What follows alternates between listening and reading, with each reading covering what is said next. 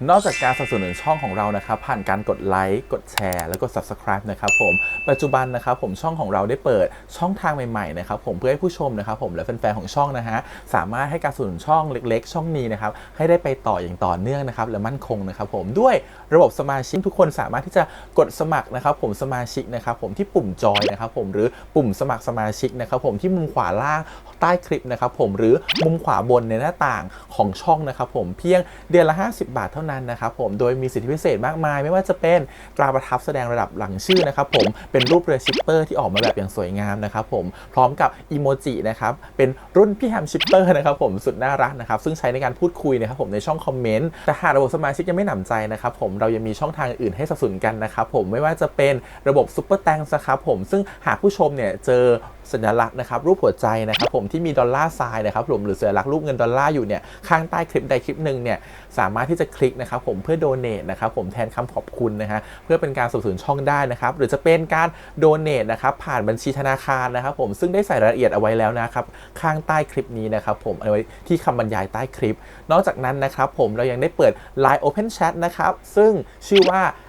ACS Channel Family นะครับผมก็เลยขอเชิญชาวช่องทุกคนนะครับผมเข้าร่วมห้องแชทได้โดยไม่มีค่าใช้จ่ายใดทั้งสิ้นนะครับผมเอาไว้พูดคุยแลกเปลี่ยนข่าวสารกันนะครับผมในครอบครัวของเราและผมได้จัดทำสติกเกอร์ลายรุ่น Lovely พี่แฮมนะครับชิปเปอร์นะครับเอาไว้เป็นสติกเกอร์ที่ใช้พูดคุยกันด้วยนะครับจะได้ใช้คุยกันในกลุ่มก็น่ารักดีนะครับผมหรือจะเอาไปใช้คุยกับเพื่อนๆส่วนตัวก็ได้นะครับไม่ติดอะไรเลยนะครับผมตั้งใจทำออกมามากๆนะฮะเพียงชุดละ35 บาทเท่านั้นนะครับผมใช้ได้ตลอดชีพนะครับผมอย่าลืมสนับสนุนกันนะครับขอบคุณครับ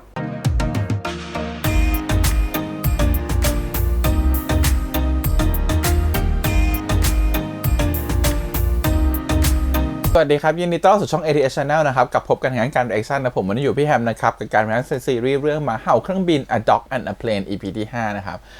เดี๋ยวมาดูกันดีกว่าว่าเรื่องราวจะเป็นยังไงต่อวันนี้เขาจะได้เป็นแฟนกันหรือเปล่าเพราะว่า EP ก่อนนี้เขารู้ความจริงทุกอย่างมันเคลียร์กันหมดละตกลง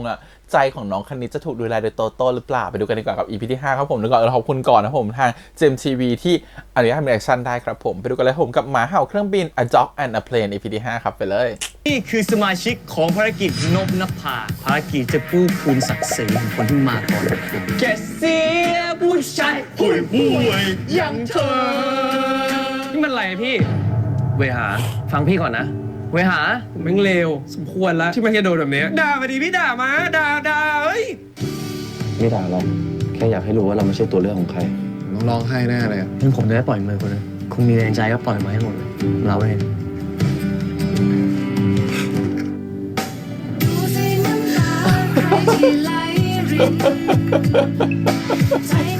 คนโยกค่ะ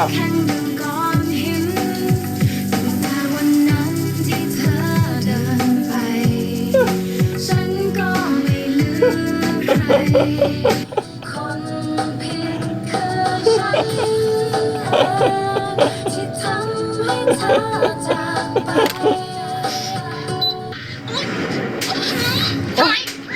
ทำไมอะอะไรเนี่ยถูสอง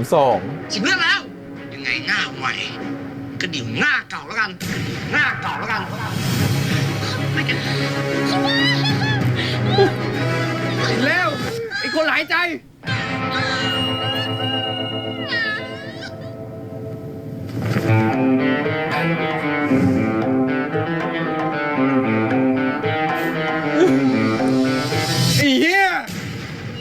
ไอ้เหี้ยเฮ้ยคุณ ไอ้เหี้ยอะไรที่โตโต้ เอ้าคุณเป็นอะไรข้างล่างอ่ะมันรอล้างน้ำตาคุณมั้งหยดนี่จะเข้าปากผมแล้วเนี่ยจะกลายร่างก็วะการได้เป็นไอ้เหี้ยเฮ้ยคุณเนี่ยอยู่ข้างล่างรอน้ำตาผมไปเลยไปด่าไลออนนู่นหยุดร้องไห้แล้วเปิดประตูให้ผม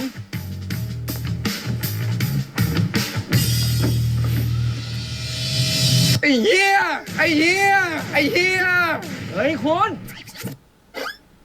เปิดประตูเร็ว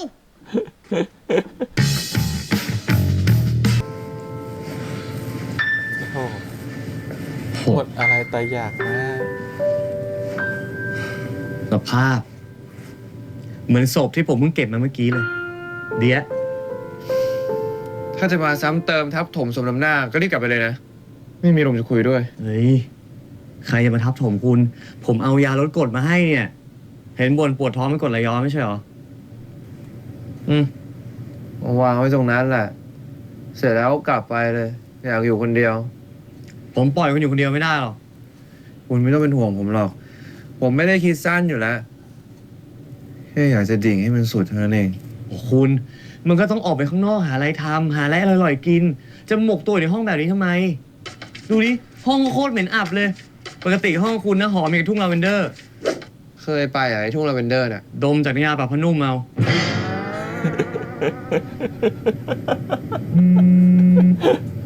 จะบ้าเฮ้ยพี่ไลออนไม่เลิกลานะ ใครอ่ะ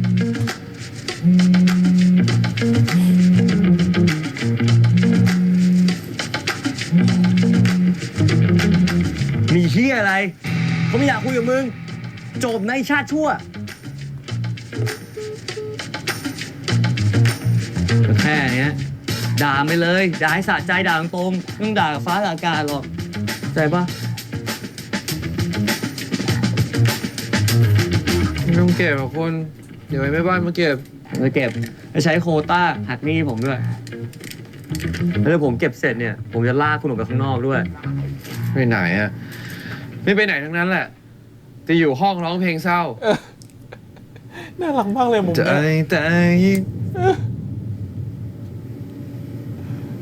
อย่าปล่อยให้คนเฮี้ยมาทำลายชีวิตเรา เอ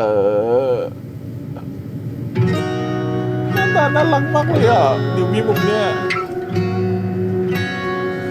นะ ไปไหน คุณลองไม่ต้องคิดอะปล่อยจอยแล้วตามผมมา รับรองผมไม่ทำคุณเสียใจแน่นอน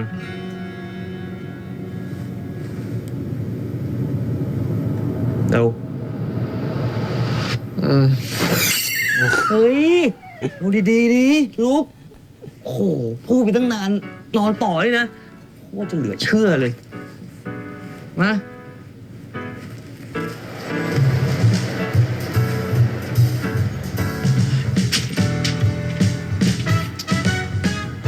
เฮ้ยคุณนี่คุณจะพาผมไปไหนเนี่ยสถานีรถไฟร้างหรือเปล่าเนี่ย ใช่ไงว่าจะพาคุณไปทำอะไรสุดเสียวหน่อย ผมไม่ใช่สายเอาท์ดอร์นะคุณ เฮ้ยต้องลอง เสียวจนหายเศร้าแน่สุด คุณ มา มันเดินลำบากเนี้ย ของดีต้องอดทนหน่อย มืดก็มืดนะคุณ เร็วถึงแล้วเนี่ย เอานะ 1 2 3ปึ๊กโอ้โห ไม่ออกแรงเลย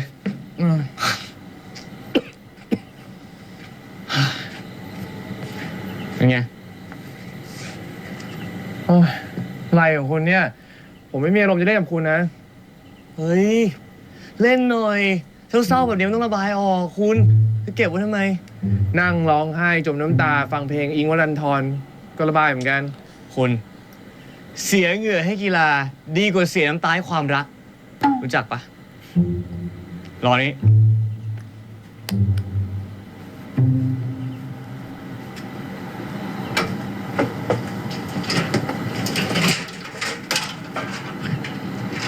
นี่ครับ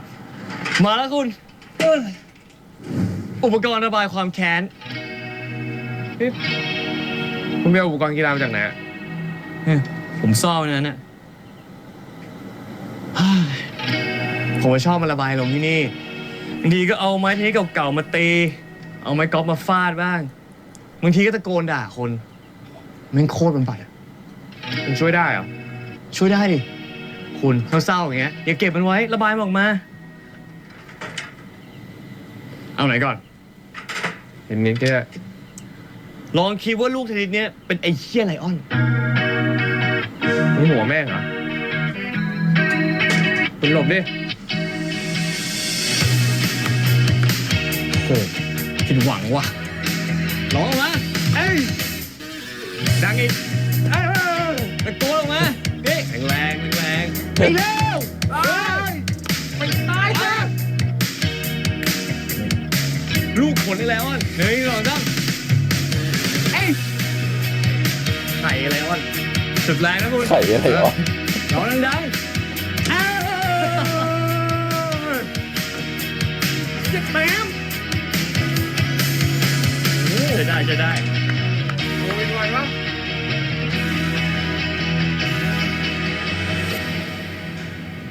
เป็นไงคุณ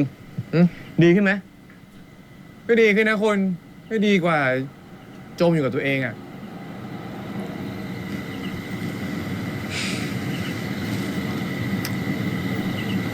คุณนี่โคตรพิเศษเลยรู้ปะปกติผมไม่โชว์ของลับให้ใครเห็นง่ายๆนะ ของเรา น่าเกลียด อะไร ผมหมายถึงที่นี่ อ๋อ ก็ขอบคุณแล้วกันนะคุณ ไม่เป็นไร ผมไม่อยากให้คุณเศร้านานด้วยแหละ คนดีๆของคุณเนี่ย ผมว่าเดี๋ยวก็หาใหม่ได้ แถวนี้ไหมล่ะ เหรอ ผมดีจริงเหรอ ถ้าเกิดผมดีจริงเนี่ย แล้วมันทิ้งผมไปหาคนอื่นทำไมวะ คุณถึงโทษตัวเองอยู่วะ มันทิ้งคุณนะเว้ย มันทิ้งคุณมันเฮี้ย มันนอกใจคุณ มันไม่เห็นค่าคุณ แล้วใครไปเห็นค่าผมอะ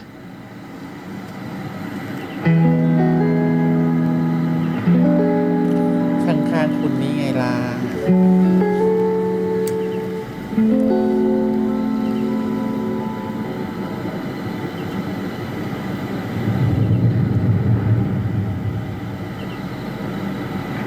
ผมนี่ไงเห็นค่าคุณ ใครไม่เห็นผมเห็นนะ เออ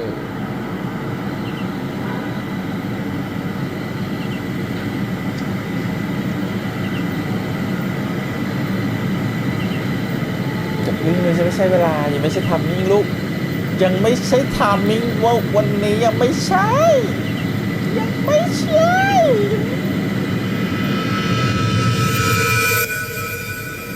ผมว่าผมพอดีกว่า ผมไม่อยากรักใครแล้วอะ อุ้ย รักแล้วมันก็เจ็บอะ อุ้ย อยู่คนเดียวเป็นโสดดีกว่า ขอโสดไปยาวๆเลย อย่าโสดนานนะ เอาว่ะ เอาว่ะ เอาว่ะ เอาว่ะกันสู้ว่ะ เดี๋ยวมันตัน ไรตันเนี่ยคุณ หัวใจไง หัวใจตัน ผมอยากให้คุณเปิดใจไว้นะ เผื่อวันไหนเกิดอุบัติเหตุหัวใจขึ้นกับคุณเนี่ย ผมจะเป็นคนเก็บศพนี่ ศพสีชมพูเหรอ ดูได้ปะล่ะ มันคุณคิดแต่เรื่องอะไรแบบนี้เนาะ เพราะคุณส่งมาเองอ่ะ เฮ้ยคุณก็บินผ่าน อะไรไงโอ้โห ปกติคุณต้องอยู่บนนั้นนี่ใช่ไหม คุณดิลำเล็กนิดเดียวเองอะตอนผมอยู่บนนู้นนะโอ้โหไหนเท่านี่ ในเวลาคุณบินผ่านเนี่ยเคยเห็นผมนั่งไหมผมนั่งบ่อยมาก หรอเดี๋ยวครั้งหน้าเอากล้องส่องมากันนะ คุณบินมาอีกแล้ว We can make it better.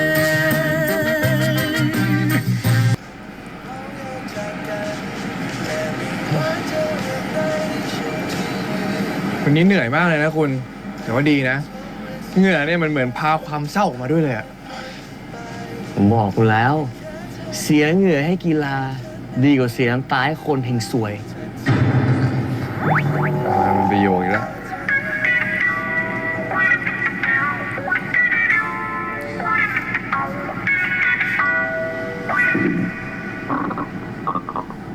เฮ้ยคุณ คุณนี่เสียงกบกระโดดข้ามรถไปปะวะเป็นไงแล้ววะ นี่คุณไม่ต้องมาล้อผมเลย เสียงท้องผมร้องนี่แหละ รถติดขนาดนี้ใครจะไม่หิวอ่ะ คุณไม่หิวหรือไง ไม่หิวหรือไม่บอกแล้ว ผมบอกอยู่นี่ไง เฮ้ย ผมมีทีเด็ด นี่คุณลอง ผมโคตรชอบอร่อย น้ำตาลมาก คุณนะ เนี่ย ถ้ากินขนมน่ารักมากลูก เป็นไง หอมด้วย ผมยุ่ย อะไร เฮ้ย อ้าปากรออะไร อะไรคุณ ไม่คิดจะป้อนผมหน่อยเหรอ คุณจะกินก็หยิบกินเองไป เฮ้ย มือเปื้อนอยู่มันติดเชื้อมาทำไงท้องเสีย เขาอ้างมาก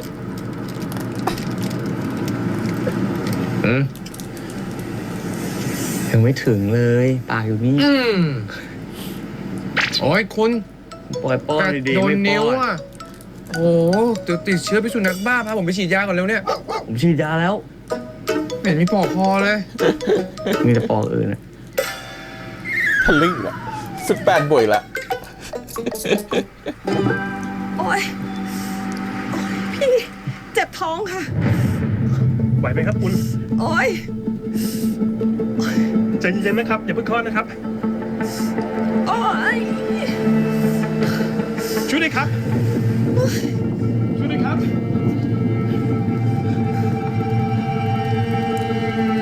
ครับลุง ผู้โดยสารจะคลอดแล้วครับ ช่วยด้วยครับ คลอดลูกอะนะ ครับทางนี้ครับ คุณเตรียมเซตดีๆด่วนเลย เสร็จอะไรคุณ เสร็จทำคลอดอะ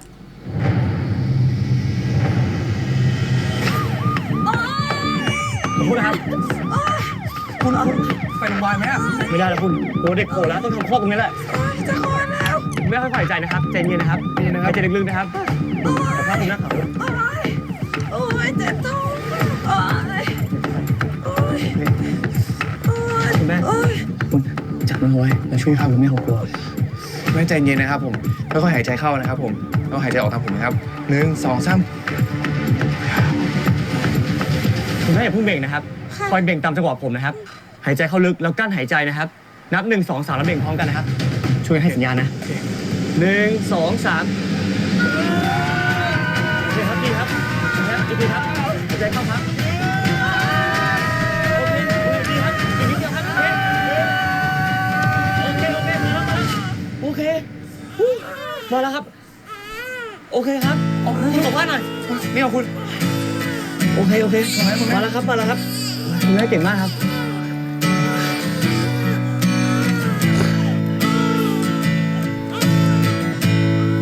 แกเป็นโมเมนต์ที่ดีของสองคน โอ้โหคุณ แทนที่จะพาผมไปล้างที่คอนโดพาผมมาล้างน้ำคลองเนี่ยนะ เงินล้านได้เหมือนกันนะคุณนี่เราใช้แอลกอฮอล์เช็ดแม่งจะออกเร็วขึ้นมาผมล้างให้ เฮ้ยคุณมีปลาปะเนี่ย คุณอย่าดัดจริตให้มันมากเลยที่ อืม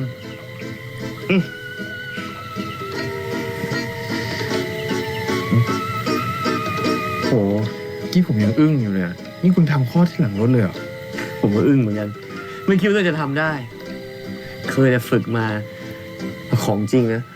มันต้องคุมสติมากเลยว่ะ ชีวิต2 คนอยู่ในมือเรานะ นี่ถ้าเกิดเด็กโตขึ้นมานะ ต้องเอาพวงมาลัยมาไหว้คุณวันพ่อนะ ไม่ต้องหรอก แค่เป็นเด็กดีไม่เป็นภาระประเทศชาติผมก็แฮปปี้แล้ว อะไรเนี่ยคำขวัญวันเด็กเหรอ นี่เป็นนายกเหรอ เป็นได้ปะ ดูด้วย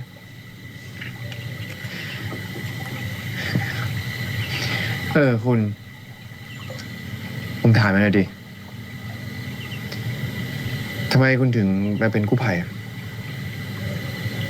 ผมอยากทำให้พ่อภูมิใจอะ พ่อไปทำงานกันนะลูก ครับพ่อผมขอไปด้วยไม่ได้เหรอ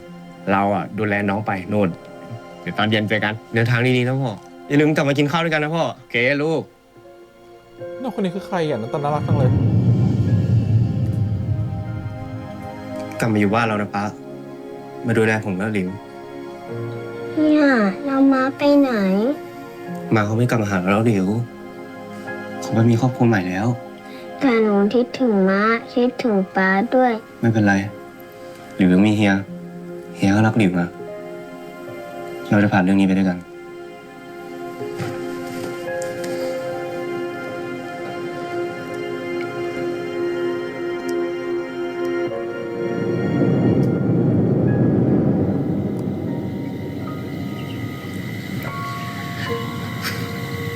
พ่อคงภูมิใจในตัวคุณนะ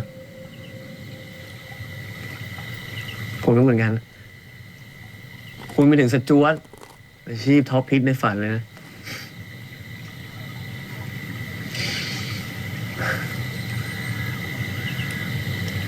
พ่อไม่ภูมิใจเลย ตอนเด็กๆผมก็ชอบนั่งมองเครื่องบินนะ ผมรู้สึกว่าถ้าเกิดไปอยู่บนนั้นน่ะมันจะหนีจากการด่าการบ่นของพ่อได้ อยู่บนนั้นเนี่ยไม่มีใครตะโกน ไม่มีใครตัดสินเรา ผมก็เลยอยากขึ้นไปอยู่บนนั้นบ้าง หรอลูกค้าตัดสินทุกวัน แล้ววันนี้เนี่ยผมก็ได้เป็นถึงสจวตแล้วนะคุณ สุดท้ายแล้วก็ไม่เคยดีพอสำหรับพ่ออยู่ดีอะ อยู่ข้างบนแรงกดดันมันสูงอะคุณ ผมเข้าใจว่าข้างบนท้องฟ้าไม่สวย ท้องฟ้าข้างล่างก็ไม่เลวนะคุณ เห็นเงาพระจันทร์สะท้อนน้ำด้วย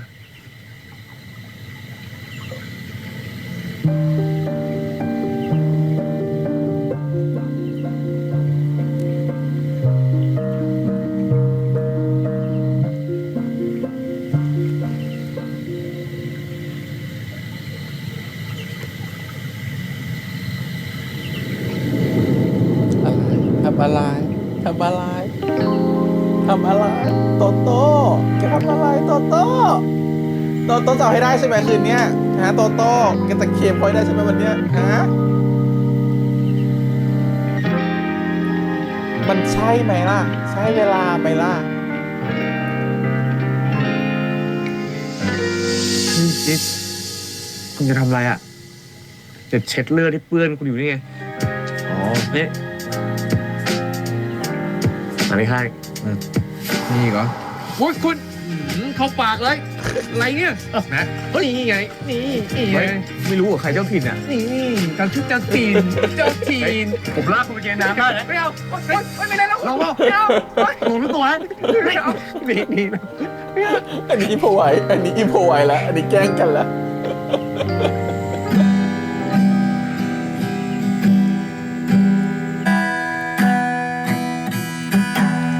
อันนี้ดีดไม่เป็นนะฮะ เล่นกีตาร์ไม่ได้เหรอคุณ มันเป็นอ่ะฝึกอยู่ ไอเบียร์มาสอนผมเนี่ย คุณใส่เสื้อนี้ไปก่อนนะของคุณบอกไปซักให้อยู่ นี่เหรอ เสื้ออะไรอะคุณ เสื้อมูลนิธิแต่ใส่แล้วความกึ่งเพิ่มขึ้น 50%นะคุณบอกไว้ก่อน เลยเหรอ ถ้าอย่างนั้นเนี่ย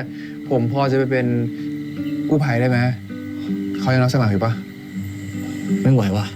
เป็นผมไม่รับ เอ้า แต่ ทำไม แฟน อะ กู้ คุณ ภัยรับอยู่ ผมก็พอจะมีสกิลอยู่บ้างนะไม่ลงไม่รับ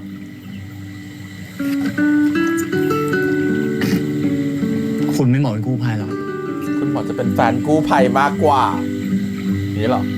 คุณเหมาะเป็นแฟนกู้ภัยมากกว่า ว้าย ไม่คิดว่าจะพูด มันเบียวมาก ไม่คิดว่าจะพูด ไม่คิดว่าจะกล้าพูด มันเบียวเกิน คืนนี้นอนนี่ได้เลย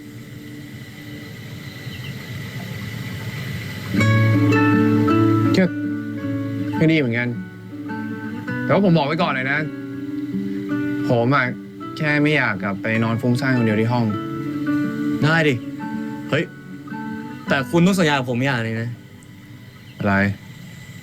คุณอย่ามาแตะเนื้อต้องตัวผมนะ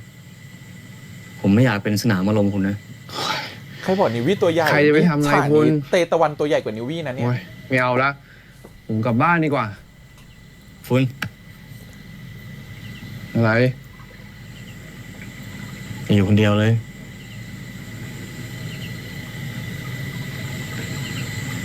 อยู่กับผมดีกว่า โตโต้จะเอาให้ได้ คืนนี้โตโต้จะเอาให้ได้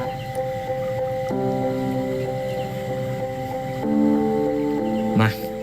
เราเล่นเพลงให้ฟังทีนึงเป็นบุญหูนะบอกไว้ก่อน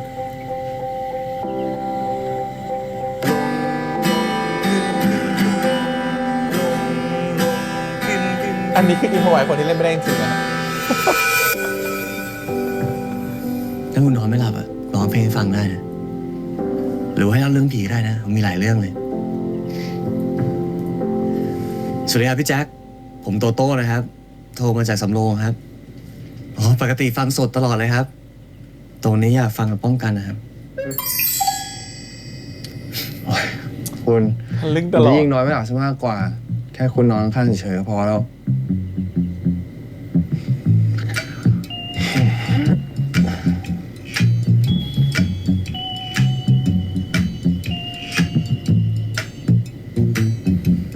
ขอบคุณนะ ที่ทำให้วันนี้มันไม่แย่จนเกินไปอะ ชิวเรื่องดูแลหัวใจผมถนัดอยู่แล้ว คุณไนท์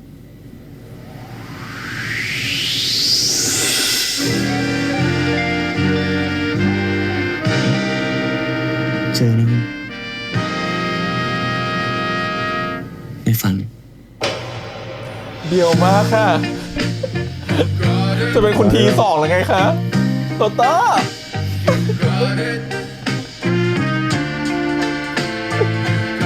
จีบลุกหนักมาก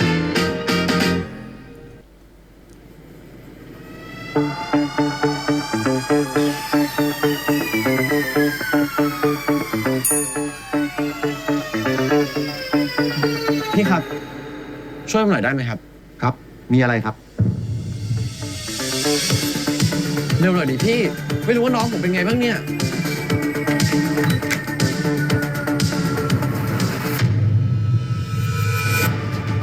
ไปหา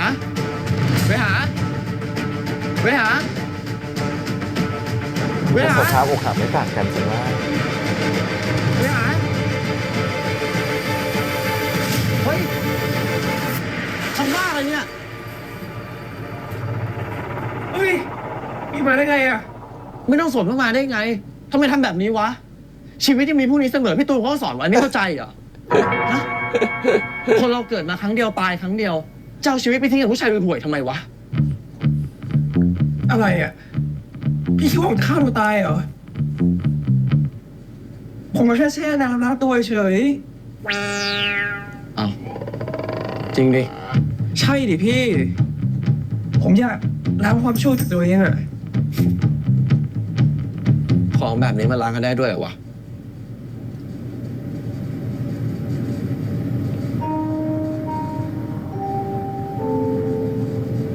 ไม่ได้หรอกพี่ แต่สำหรับผมอะ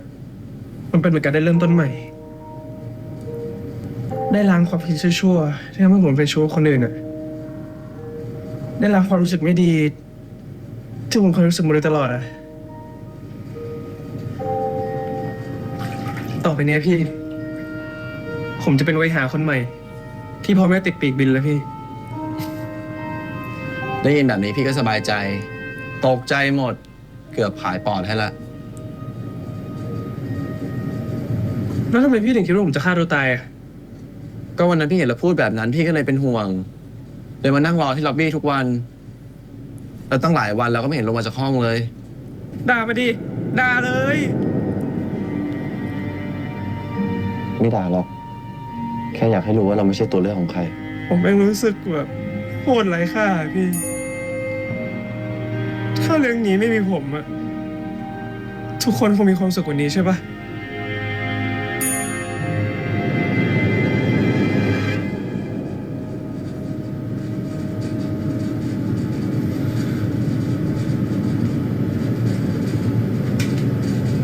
ขอบคุณนะพี่ ไม่เคยมีใครเป็นห่วงผมเท่าพี่มาก่อนเลยอะ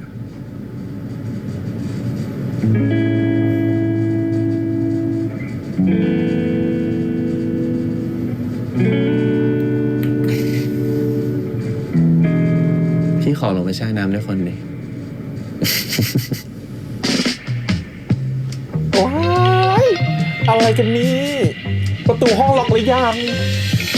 พี่ยาวเขาล็อกให้หรือยัง จะบ้า เฮ้ยคุณ จะพาผมมาเที่ยวทุกวันเลยไง เอ้า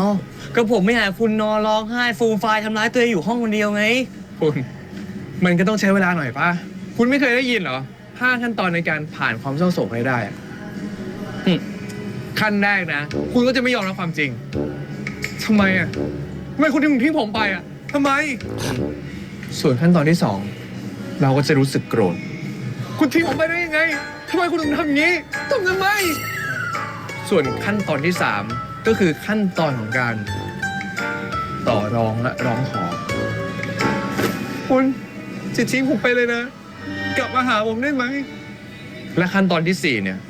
มันก็จะเป็นขั้นตอนของความเศร้าและหดหู่คุณทิ้งผมไปทำไม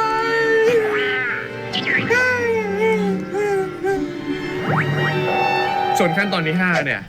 เราก็จะยอมรับความจริงได้ แล้วเราก็จะอยู่กับมันได้ นานจังวะเขาจะลืมได้ ชีวิตจริงมันไม่มีขั้นตอนนั้นหรอกคุณ นี่ถึงขั้นไหนแล้ววะ ตอนนี้เนี่ยเข้าสู่ขั้นตอนที่ยอมรับความจริงได้แล้ว แต่ก็จะมีบางครั้งที่รู้สึกโกรธบ้างอะถ้าเกิดมีอะไรมากระตุ้น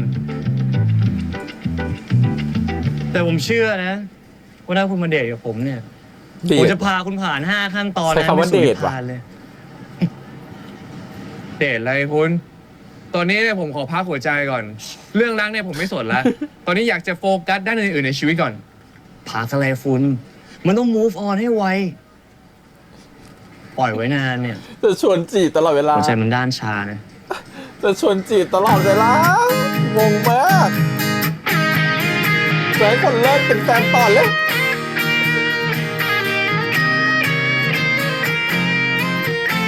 อะไรกินปะ ไป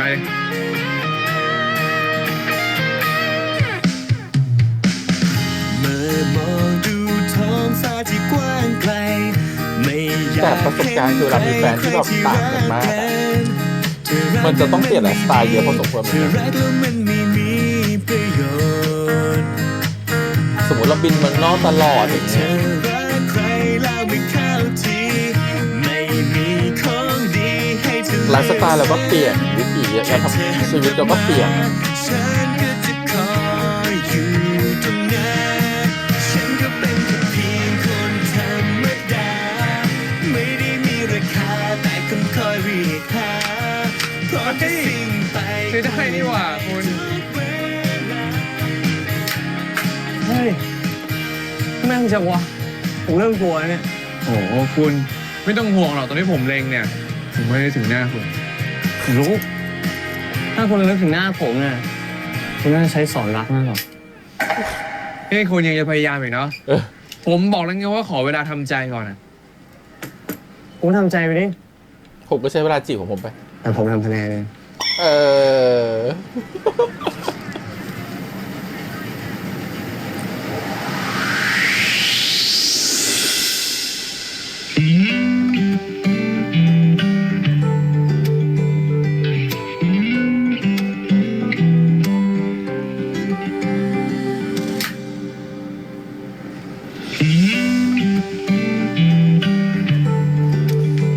กู้ภัยรอบอกต่อด้วย ผมก็ไม่อยากมีใครผมเก็บความเสียวเอาไว้ เอาคู่นี้ก็ นี่พี่ มา ทำ ว่ะ เหมือนงานวัดจริงๆเหรอ ก็ใช่ไง พามาเจอคนมาเจอแสงสี จะได้สดใสสมกับเป็นเวหาคนใหม่ อยากได้ตุ๊กตาปะเดี๋ยวยิงให้ ผมอยากได้อะผมก็ซื้อเองได้ครับ ซื้ออะมันไม่มีคุณค่าเท่าสู้มาเองหรอก พี่นี่พูดจาติดเท่ตลอดเลยนะ แน่นอน มันก็ต้องมีฟองกันบ้าง อยู่ต่อหน้ารุ่นน้องที่ชอบเรานะ ไอ้เรื่องความเท่เนี่ย ผมไม่เคยเถียงพี่เลยนะ พี่ก็เท่ของพี่มาตลอด แต่เรื่องความรู้สึกผมอะมันเปลี่ยนไปนานแล้วครับ ใครมันจะไปชอบคนคนหนึ่งได้นานขนาดนั้น ไม่มีทาง จริงเหรอ อ่ะ เดี๋ยวโดนเทส เดี๋ยวโดนเทส แน่ใจเหรอว่าไม่ชอบพี่แล้ว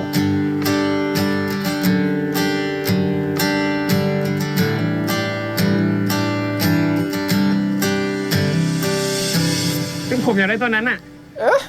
ยิงให้หน่อยดิ ได้เด้น้องเวหาอยากได้ตัวไหน หรืออยากได้อะไร พี่อยากคีย์จัดให้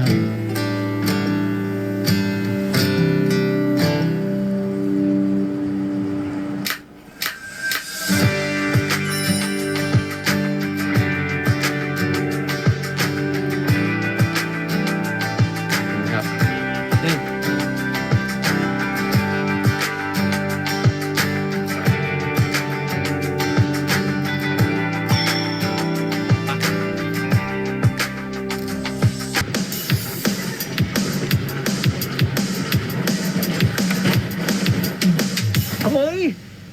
ผมแรงแล้วนะ อ้าวคุณรถบัมก็ต้องบัมดิ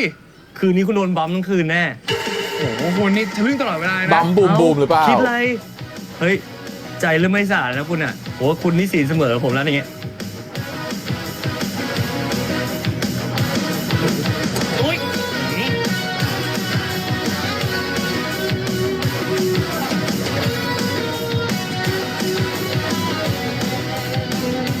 ผมไม่เคยเล่นมาก่อนเลยพี่ หรือยังไง จะนั่งเบียดกับพี่คันเดียวปะล่ะหรือว่านั่งตักพี่เลยก็ได้นะ คันเล็กขนาดเนี้ยแยกคันดีกว่า งั้นเดี๋ยวพี่ช่วยสอนให้ พี่เซียนเลยอย่างเงี้ยไป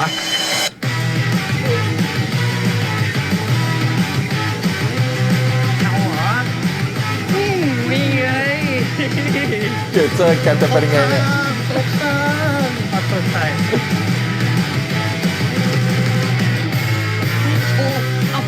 เฮ้ยไอ้อัด เอ้าเฮ้ยพี่ มาได้ยังวะ ผมพาไปหามาเที่ยวพี่ สงสารเขาอ่ะ เห็นเขาหน่อย มึงพาไปหามาเหรอกูมาคณิต เออ เออ แล้วอยู่ไหนอ่ะ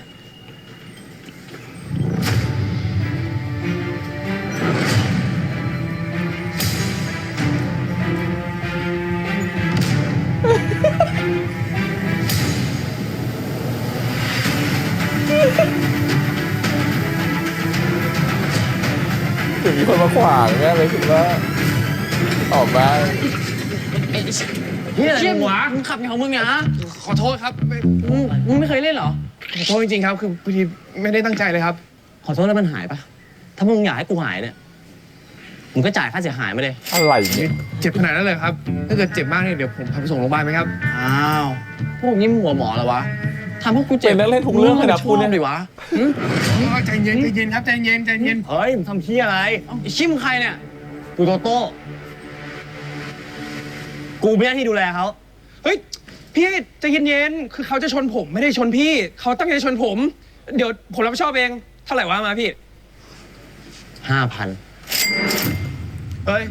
มึงเกินไปปะวะ ชนแค่นี้มึงเรียก5,000 มึงมันไม่ฉาชีพแล้ว ไม่ต้องไปจ่าย ขอโทษแล้วพาไปโรงพยาบาล ถ้ามึงอยากได้ตังค์เนี่ยมึงไปฟ้องเรา งั้นถ้ากูไม่ได้ตังค์เนี่ย กูขอได้ต่อยแล้วกัน เอาเชี่ยมเธอมอนหัวไอ้สัสเฮ้ยเฮ้ยทำไงวะสัตว์นี่มาเลยเอาเลยวะเฮ้ยหยุด เอ้ามาดิมาเฮ้ยมึงก็ไหวปะวะ ไหวเลยพี่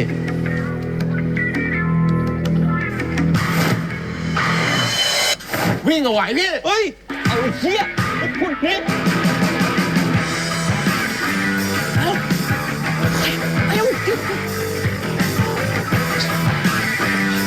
ถ้าเราปั๊มคนก็ตีกันได้สบาย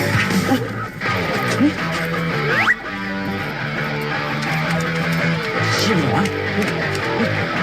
มึงหายไปไหนแล้ววะ มึงอะไปดิมันคุณ ไปแล้ว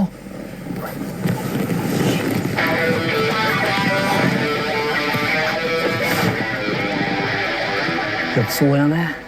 มีเรื่องกับเด็กแว้นเจ้าถิ่นเนี่ย คุณผมไม่ได้อยากมีเรื่องกับเด็กแว้น ผมจะชนอีกคนนึง คุณไม่กล้าชนน้องใช่ไหมคุณรู้น้องสำนึกผิดแล้วไง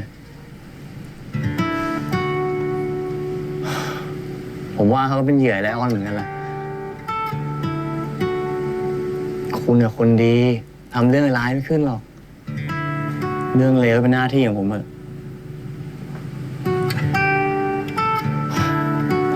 อยากเที่ยวต่อไหมพาไป มีอารมณ์แล้วคุณกลับเถอะ ไม่ผมไปส่งคอนโด ไม่เป็นไรคุณผมกลับเองได้คุณกลับไปเถอะ ไม่เอา ไม่นี่ผมบอกมันเหรอ ผมบอกคืนนี้ผมจะดูแลคุณเอง ดูแลแบบใดไม่รู้ ไป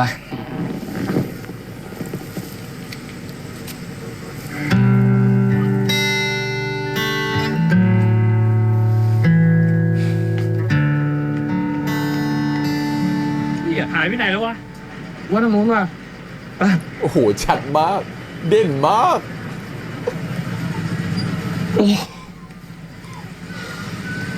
คิดว่าจะโดนกระทืบตายซะแล้ว เจ็บมากไหมพี่ นิดหน่อยเองแผลแค่นี้จิ๊บจ้อย เราอะเป็นไงบ้าง เจ็บตรงไหนบ้าง ผมโอเคพี่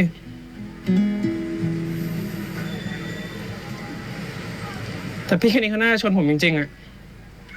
ให้เขาสะใจไปเลย เขาจะได้ยกโทษให้ผมพี่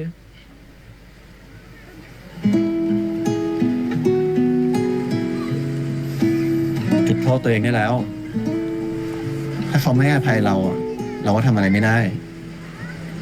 แต่เราต้องเดินต่อไปนะ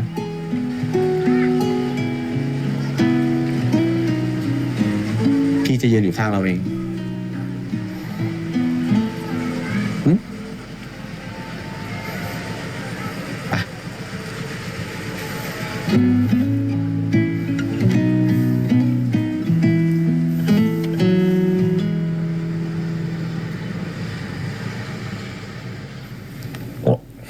เบาเกือบไปแล้วไหมล่ะคุณ ไปมีเรื่องกับเจ้าถิ่นแบบนั้นน่ะ เขาไม่มาหาเรื่องพวกเราก่อนแล้ววะเฮียผมไม่ยอมหรอก ไม่ยอมอ่ะนี่ คุณเป็นไรหรือเปล่า ดูดิฟกช้ำน้ำเขียวตรงไหนวะเนี่ยยิ่งใช้ความหล่อทำงานด้วย คุณผมไม่เป็นไรหรอก คุณไม่เห็นหรอว่าผมวิ่งเร็วสไตล์แต่ยังไงก็ขอบคุณนะที่คุณพาผมวิ่งท้าตายอย่างเงี้ย ผมชอบอ่ะวันๆผมพาคุณไปเจอเรื่องอะไรก็ไม่รู้ ชีวิตผมต้องการผจญภัยแบบนี้แหละ ใช้ชีวิตแบบคาดเดาได้มานานแล้ว แต่พอผมมาเจอคุณนะโอ้โหแต่ละวันเนี่ยผมไม่รู้เลยว่าต้องเจอกับอะไรมันก็สนุกดีนะอะดรีนาลีนมันจะได้หลั่งจนเอนโดรฟินเนี่ยมันทำงาน จนลืมไปเลยว่าอกหักอยู่ อย่าอะดรีนาลีนหลังแบบอื่น ดีแล้วคุณ คนน่ารักอย่างคุณเนี่ยไม่ควรเศร้านานหรอก คนน่ารักอย่างคุณไม่ควรเศร้านะ อะไรนี่ โอ้โหไม่ต่อยผมยังหมัดอะไรอย่างเงี้ยเบา เฉยๆคุณจะได้ประคบทิ้งไว้ เฮ้ยทำเองอะ ว่า ทำเองด้วยคณิต มาทำไม พี่เลออน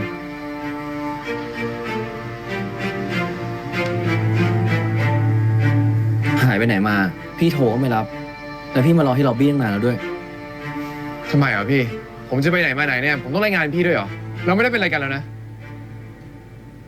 แล้วคือไง เลิกกับพี่ ไปคบกับไอ้กู้ภัยเนี่ยเหรอ ไม่เร็วไปหน่อยใช่ปะหรือว่ายังไงไปแอบคบกัน ตอนที่ยังคบกับพี่อยู่เหรอ แล้วเดี๋ยวผมจะคบกับเขาเนี่ย พี่จะทำไมอ่ะ ก็ไม่ทำไม จะได้แฟร์ๆกันไง เราทำผิด พี่ก็ทำผิด เอา เช้าๆกันไปอ่ะ อย่า แล้วเราก็กลับมาเป็น อย่า เหมื รู้ อน สึก เดิม ผิด ไม่แล้ว น้อยลงเหรอ โหสูตรคำนวณมันนี่เฮี้ยนะ พี่ว่าเราขึ้นไปคุยกันดีๆข้างบนเถอะส่วนคุณอ่ะ กลับไปได้ละ ผมจะขึ้นไปเคลียร์กับเขา กูไม่กลับจนกว่าคณิตจะเป็นคนไล่กูกลับเอง งั้นผมจ้างให้คุณกลับ ยังเป็นหนี้อยู่เท่าไหร่ บอกตัวเลขมาเลย เดี๋ยวผมจะโอนให้ แล้วหลังจากนี้นะ เลิกยุ่งกับเขาได้แล้ว มันเสียอิมเมจว่ะ เฮ้ย มึงต่อยกูทำพี่อะไรเนี่ย มึงเฮี้ยไง เฮ้ยดูมาดิโอ้ยอย่าทะเลาะกันเฮ้ย อ่ะอันนี้คือเตโอบ โอ้ยเฮ้ย หนังหมา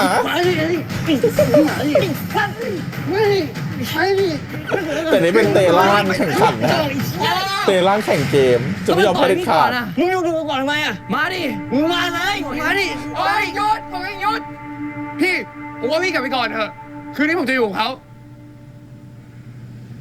นี่คือจะเอามันจริงๆใช่ปะ แล้วทำไมผมจะอยู่กับเขาไม่ได้อะนี่เมื่อผมโสดแล้ว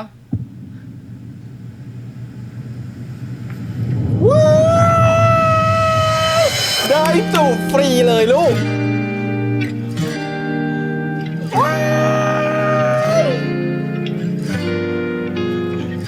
ช็อกไปเลย ไปจูบกันต่อบนห้องเถอะ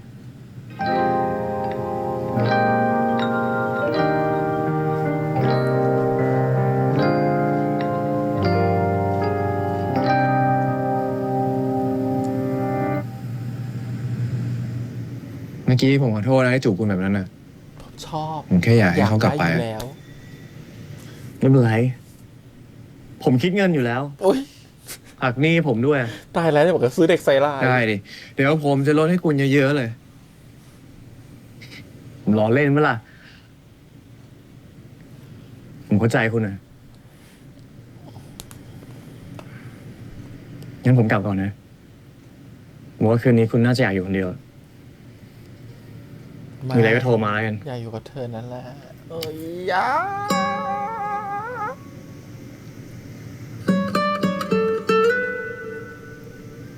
คืนนี้คุณนอนกับผมได้ปะ นอน หมายถึง นอนหลับข้างๆกันนะ ได้ดิ ได้ นอนแบบอื่น ผมหมายถึงมีเพศสัมพันธ์กัน วายตรงเกิน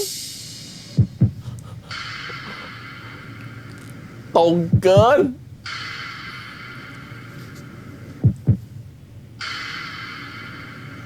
คุณนี่ดูไปนานๆหน้าตาดีเหมือนกันนะ หรือจะเถียงไงเลย ไม่ต้องเถียงดิ อย่าเล่นกับใจเรา คุณจูบผมเลย อย่าเล่นกับใจนะ อย่าเล่นกับใจโตโต้นะ ไม่เอา ไม่เอาเปรียบคนอกหักโอ้คุณจะทำให้ผมเป็นคนดีอะไรวะ เป็นคนเดียวได้อะไรอ่ะ มันมีที่ยืนเหรอ ตอนนี้มันต้องเลว มันต้องชั่ว มันต้องง่วยสุดไปเลย เฮ้ยคุณ มันยังมีคนที่ดีกว่าคิ้วหนาตั้งเยอะ คุณจะไปชดชีวิตตัวเองขนาดนี้ทำไมวะ ไม่ต้องมาปลอบใจผมหรอกตกลงไง คุณจะนอนกับผมปะหรือว่าไง จะให้ผมใช้บัตรปะถ้าคืนนี้เนี่ย คุณนอนกับผมนะ นี่ไง ไปหมดเลยคุณ เฮ้ยคุณ นี่คุณกำลังทำตัวเหมือนไอ้ไลออนนั่นนะ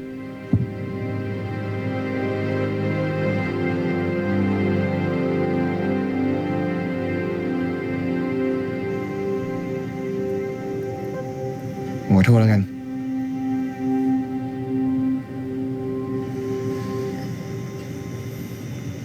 งั้นคุณกลับไปเถอะ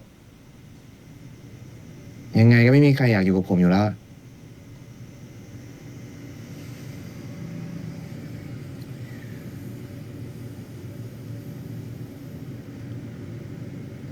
ถ้าคุณอยากให้อยู่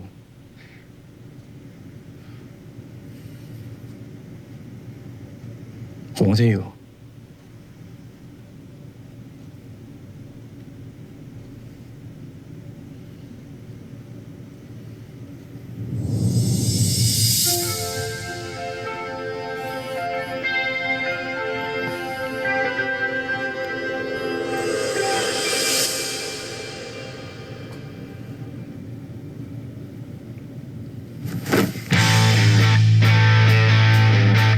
ไปละอารมณ์มันไปละลูกมันอยู่ไม่เฉยๆไม่ได้ละมันอยู่เฉยๆไม่ได้ละลูก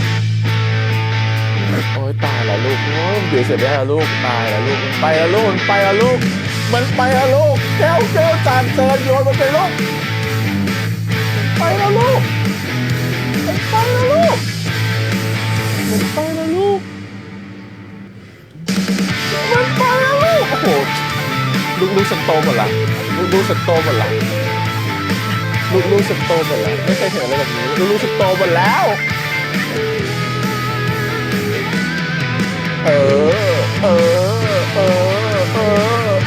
่ะลูกฉันโตแล้วเว้ย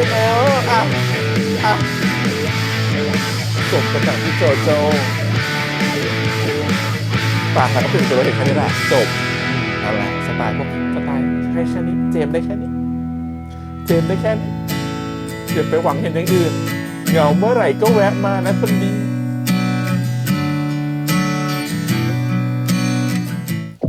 สัญญาปลดหนี้คุณไม่ต้องมาดูแลผมแล้วนะ เอ้า พี่จะพาออกมาโรงเรียนเก่าทำไมเนี่ย พามาลำเลิกความทรงจำดีๆไง พี่ขอโทษนะ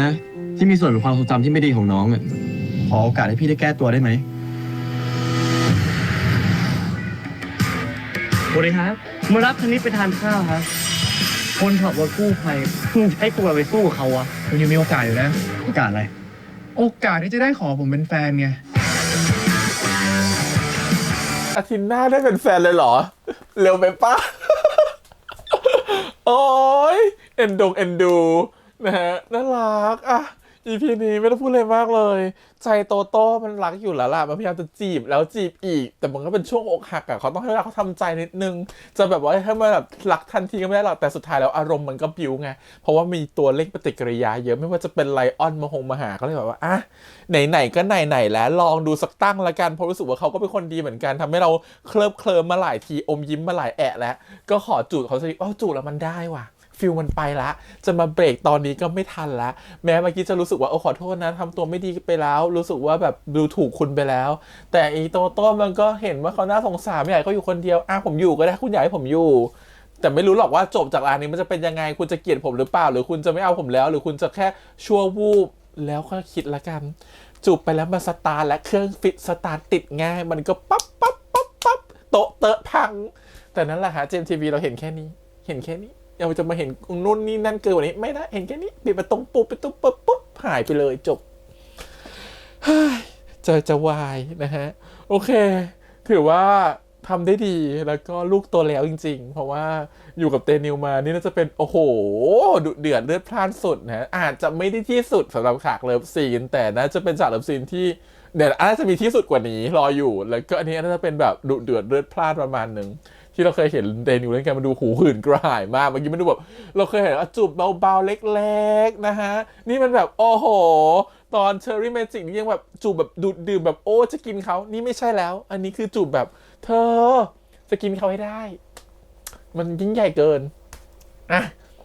ประมาณนี้แล้วกันส่วนอีกคู่รองนะครับผมคุณเวหากับคุณอาคีอันนั้นก็เขาชอบกันอยู่ละคุณอาคีเขาก็ชอบน้องอยู่แล้วก็รู้สึกว่าตอนนี้ฉันคิดผิดไปหรือเปล่าที่ตอนนั้นไม่รับรักน้องตอนนี้ต้องเริ่มมาทำคะแนนใหม่ตัวน้องเองก็แอบชอบอยู่ลึกๆนะฮะปากบอกว่าเปลี่ยนไปแล้วแต่ลึกๆก็อาจจะชอบประทับใจอยู่ก็ได้ก็ยังมีใจให้อยู่ชอบฉากที่ตัวของคณิตกับตัวเวหามาเจอกันมันเหมือนกับคณิตเองก็ไม่ได้เอาอะไรกับน้องแล้วแหละเพราะรู้สึกว่าน้องก็โดนหลอกเหมือนกันส่วนไลออนนี่